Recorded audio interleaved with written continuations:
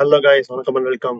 என்னடா எல்லா மேட்சுமே 250 220 அடிச்சிட்டு இருக்காங்கன்னு பார்த்தா நேத்து மேட்ச் வெறும் 150லயே முடிஞ்சு போச்சு. Okay, Rajasthan versus Kolkata night Riders நேத்து மேட்ச் என்ன நடந்துச்சுன்னு பார்ப்போம். டாஸ் வின் பண்ண கேகேஆர் பாத்தீங்க அப்படின்னா பவுலிங் சூஸ் பண்ணாங்க. பேட்டிங்க்கு நாங்க பயங்கரமான பவர் பேக் பேட்டிங் வச்சிருக்கோம். இந்த ஆர்ஆருக்கு பாத்தீங்க அப்படின்னா அடி ஓப்பனிங்ல இருந்து விழுந்துகிட்டே இருந்துச்சு. ஹையஸ்ட் ஸ்கோரே பாத்தீங்கன்னா துருவ் ஜுவல் அடிச்ச 33 ரன் தான் ஹையஸ்ட் ஸ்கோரு.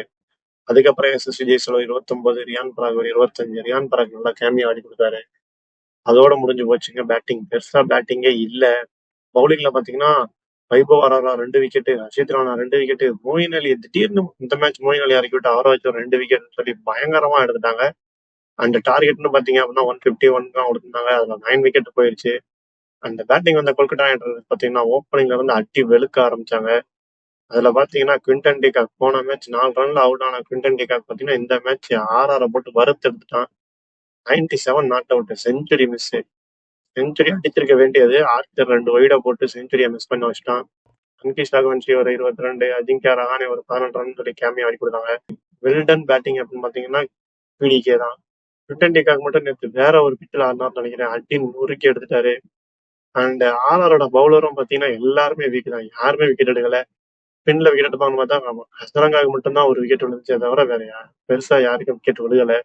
அண்ட் ஜோஃப்ரா ஆர்ச்சரை பேசாம வெளியிலேயே உட்கார வச்சிடலாம். வெறும் 2.3 ஓவருக்கு 33 ரன் கொடுத்துருக்காங்க நேற்று மேட்ச்லயும். ஜோஃப்ரா ஆர்ச்சருக்கு பேஸ் இருக்கே தவிர நான் முன்னாடியே சொன்ன மாதிரிதான் லென்த்ல பவுலிங் போட மாட்டேங்கிறாரு. வெறும் ஷார்ட் பால் மட்டும் தான் அதிகமா யூஸ் பண்றாரு. லென்த்தோ யாக்கர் பாலோ யூஸ் பண்ணாருன்னா அவரோட பேஸுக்கு பயங்கரமா விக்கெட் விழுகும், பயங்கர எஃபெக்டிவா இருக்கும்.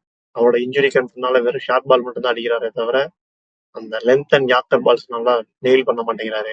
அதனால ஆர்ஆருக்கு இந்த வருஷம் சங்கு ஊதிடுவாங்கன்னு தான் நினைக்கிறேன். இதுல பெரிய கஷ்டம் என்னன்னா ஆர்ஆருக்கு அடுத்த மேட்ச் சென்னை சூப்பர் கிங்ஸோட. கேகேஆரோட மோயின் அலி வருண் காம்போவுக்கு இங்க அடி வாங்கியிருக்கு. அடுத்த மேட்ச் பாத்தீங்கன்னா சிஎஸ்கேவோட பவுலிங் ட்ரியோ, ஸ்பின் ட்ரியோ வந்து கவாதியில ஆட போறாங்க. எனக்கு தெரிஞ்சு அந்த மேட்ச் 120 மேல போகாதுன்னு தான் நினைக்கிறேன். நாளைக்கு மேட்ச் பாத்தீங்கன்னா ஆர்சிபி vs சிஎஸ்கே. எத்தனை பேர் ஈகரா வெயிட் பண்றீங்கன்றத கமெண்ட்ல போடுங்க. மறக்காம லைக் பண்ணிருங்க, சப்ஸ்கிரைப் பண்ணிருங்க. இன்னொரு சூப்பரான வீடியோல மீட் பண்ணுவோம். அது வரைக்கும் பாய்.